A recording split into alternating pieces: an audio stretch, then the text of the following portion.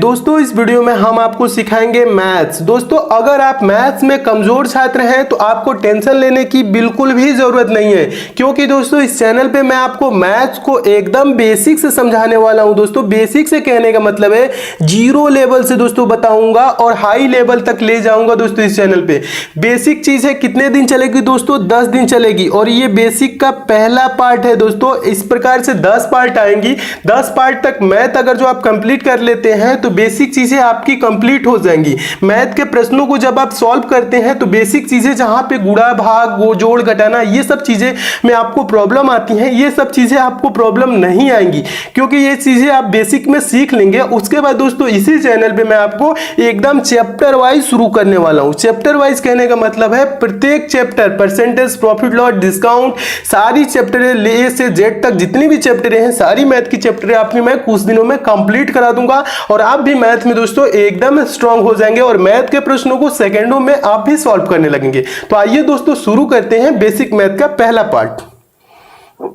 देखिए दोस्तों मैथ्स को सॉल्व करने के लिए कुछ इंपॉर्टेंट फैक्ट होते हैं, उन सब फैक्ट को इस वीडियो में आपको बताऊंगा ताकि ये सब फैक्ट आए आपके सामने तो आप इन देख के इन सब प्रश्नों में देखें तो आप कंफ्यूज नहीं हो। तो इसलिए दोस्तों इन फैक्ट को देखिए, एकदम बेसिक से आपको बता रहा हूं। देखिए कुछ इंपॉर्टेंट फैक्ट होते हैं उनको बता रहा हूं एकदम बेसिक से। जो इंपॉर्टेंट फैक्ट है देखिए क्या है दोस्तों, पहला फैक्ट है किसी संख्या में शून्य का गुणा किया जाए या शून्य में किसी संख्या से गुणा किया जाए तो गुणनफल शून्य प्राप्त होता है। कहने का मतलब है दोस्तों कोई संख्या मान लीजिए ए है, ए में अगर जो हम शून्य से गुणा करेंगे तो शून्य ही आएगा, या हम शून्य से दोस्तों क्या करें ए में गुणा करें तब भी क्या आएगा? शून्य ही आएगा। एग्जाम्पल के तौर पे दोस्तों नीचे देख लीजिए, ये आपका एग्जाम्पल है।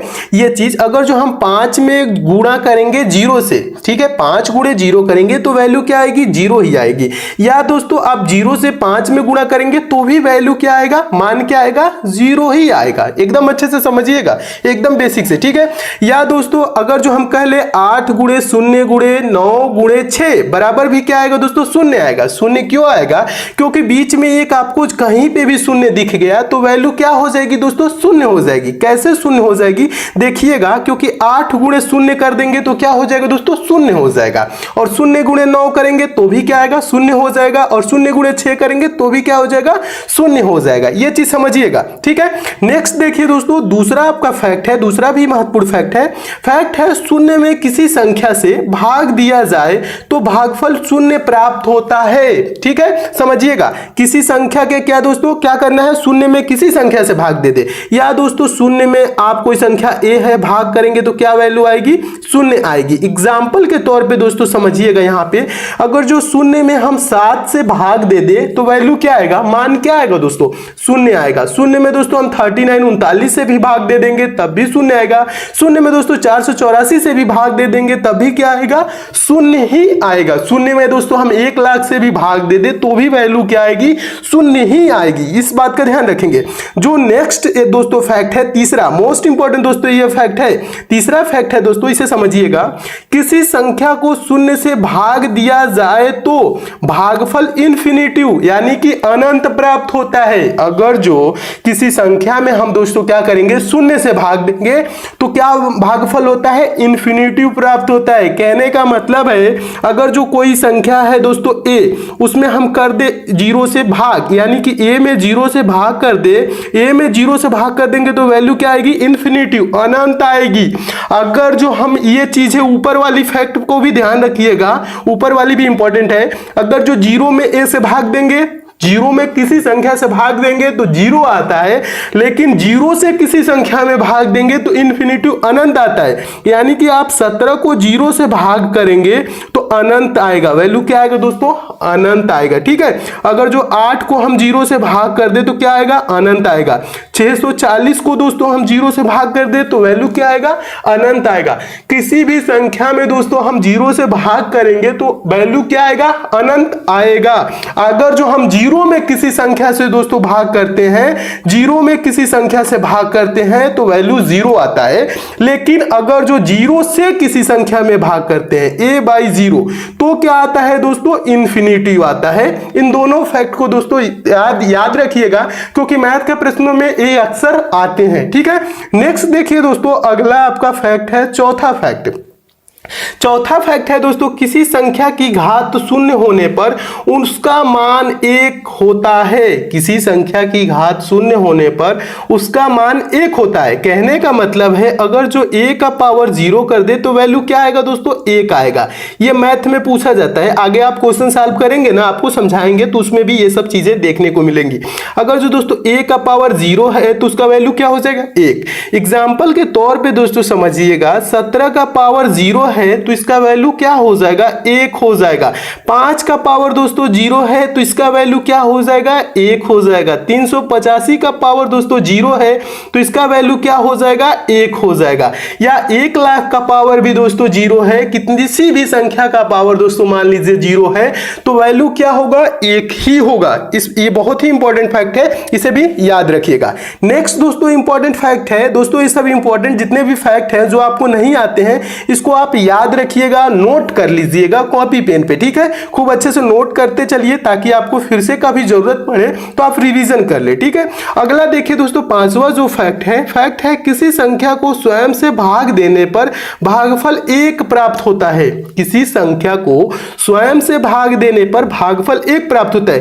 कहने का मतलब है a बाई ए बराबर 1, यानी कि a बाई ए बराबर 1। कहने का मतलब है a से a कितने बार में कटेगा, एक ही बार में न कटेगा, तो एक ही वैल्यू आएगी। एग्जाम्पल के तौर पे समझिएगा दोस्तों, अगर जो हम 17 को 17 से भाग कर दे, 17 को 17 से भाग करेंगे तो वैल्यू क्या आएगी, 1 ही आएगी। कैसे आएगी दोस्तों, क्योंकि 17 से 17 एक बार में कैंसिल हो जाएगा। 25 को 25 से भाग करेंगे तो वैल्यू 1 आएगी, 25 एकम 25 होता है।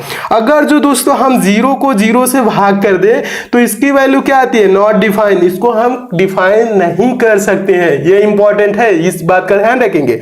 17 को 17 से भाग करेंगे तो 1 ही आएगा, 25 को 25 से भाग करेंगे तो 1 ही आएगा। तो ये 0 से 0 एक बार में नहीं जाएगा, ऐसे नहीं होता है। इसकी वैल्यू क्या आती है दोस्तों, नॉट डिफाइन आती है, इसको हम डिफाइन नहीं कर सकते हैं। ठीक है, नेक्स्ट चीज देखिए दोस्तों, जोड़ और घटाना। देखिए एकदम 0 से स्टार्ट कर रहा हूं ना, अब आपको समझा रहा हूं जोड़ घटाने के कुछ रूल होते हैं, इंपॉर्टेंट जितने भी रूल होते हैं वो चीजें समझिए। देखिए जोड़ और घटाना, एडिशन एंड सब्ट्रैक्शन।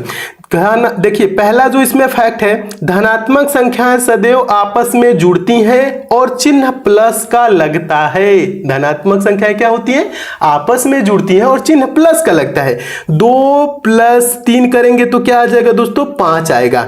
और ये धनात्मक संख्याएं हैं, +2 है या +3 है और इसकी वैल्यू क्या आ गई, +5। धनात्मक संख्या क्या हो गई, आपस में दोनों जुड़ जाएंगी और चिन्ह किसका आ जाएगा, प्लस का आ जाएगा। नोट देख लीजिए, एक छोटा सा नोट है, इसे भी समझ लीजिए। किसी संख्या के पहले कोई भी चिन्ह ना हो तो धन यानी कि प्लस माना जाता है। देखिए अगर जो हम कह दे दोस्तों 2 + 3 बराबर क्या होता है, 5 होता है। इस 2 के पहले दोस्तों कोई चिन्ह है नहीं है ना, तो यहां क्या माना जाता है, प्लस माना जाता है, अंडरस्टूड रहता है, इसे आपको समझना है। ठीक है, और 5 के पहले कोई चिन्ह है नहीं है तो इसके पहले भी क्या माना जाता है, प्लस ही माना जाएगा। तो यानी कि 2 + 3 की वैल्यू क्या आ जाएगी दोस्तों, +5 आएगा। ये चीजें तो याद हो जाएंगी, आपको समझ भी लेंगे।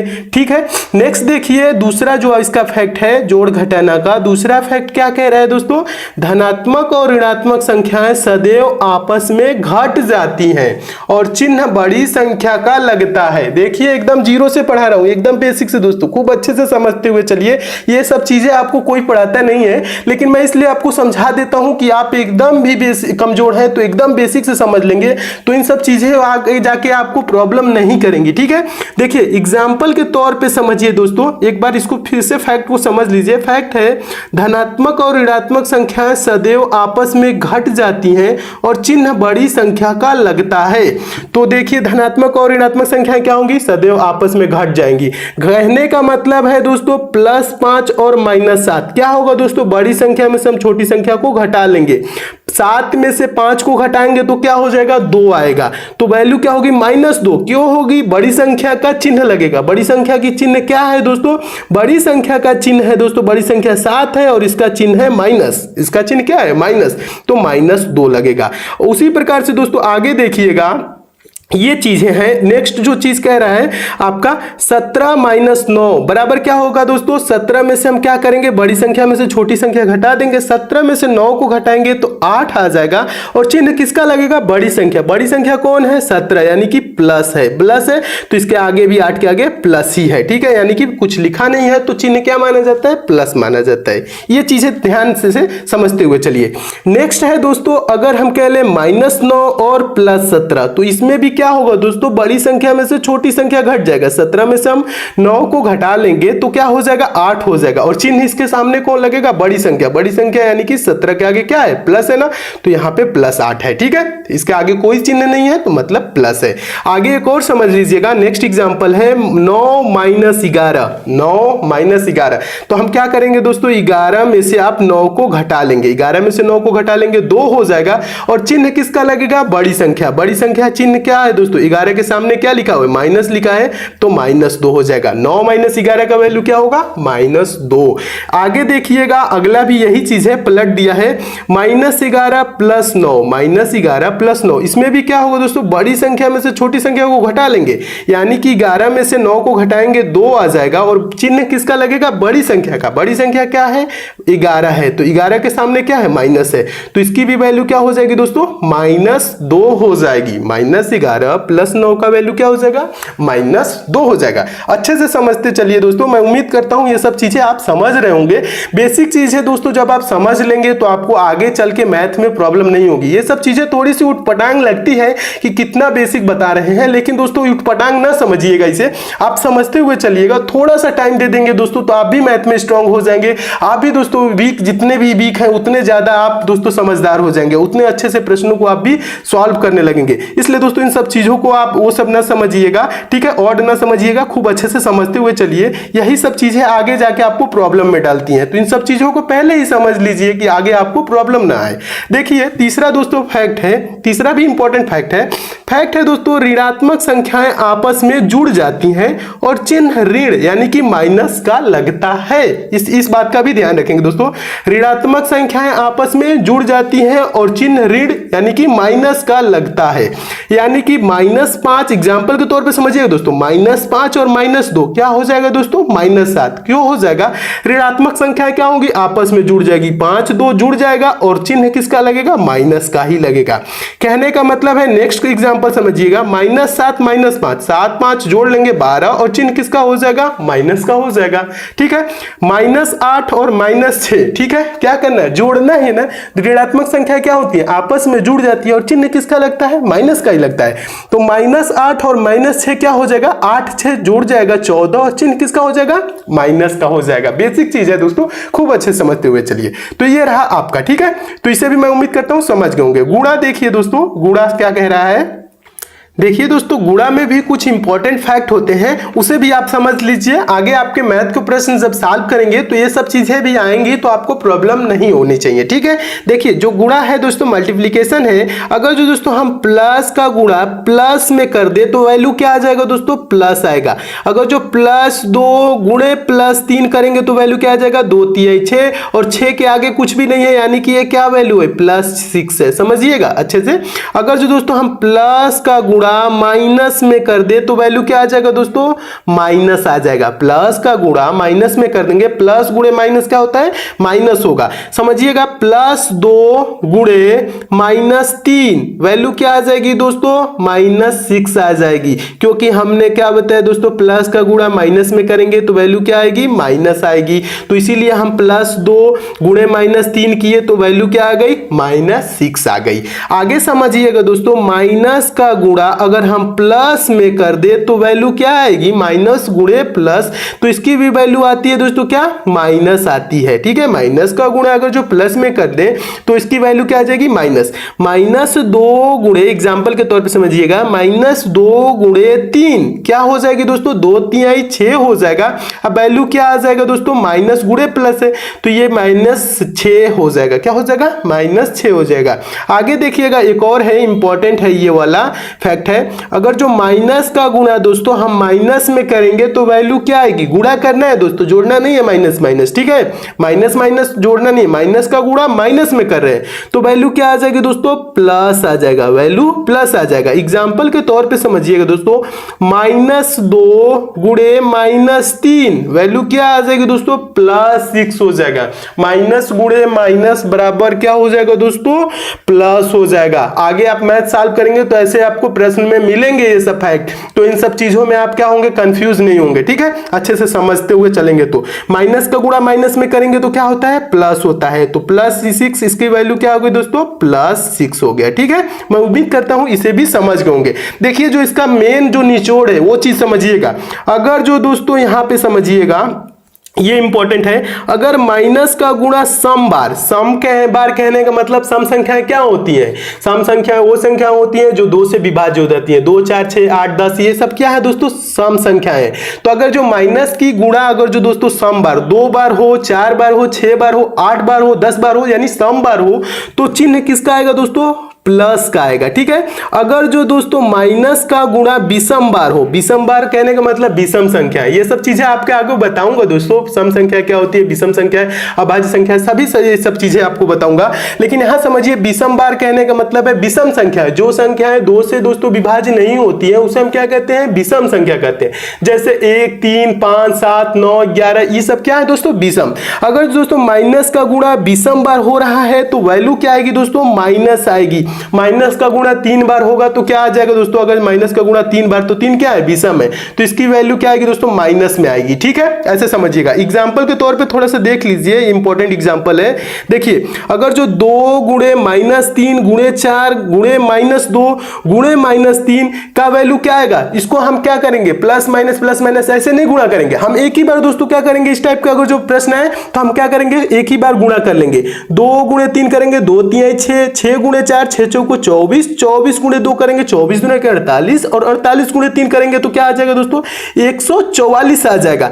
अब क्या करेंगे, अब हम देखेंगे कि कितने बार इसमें माइनस है, तो एक बार यहां पे माइनस दिख रहा है, दूसरा यहां पे दिख रहा है, तीसरा यहां पे, तो 3 बार माइनस है, यानी कि विषम बार है, तो चिन्ह किसका आ जाएगा दोस्तों, माइनस का। तो इसका वैल्यू क्या हो जाएगा दोस्तों, -144 हो जाएगा। मैं उम्मीद करता हूं दोस्तों आप अच्छे से समझ गए होंगे, ठीक है।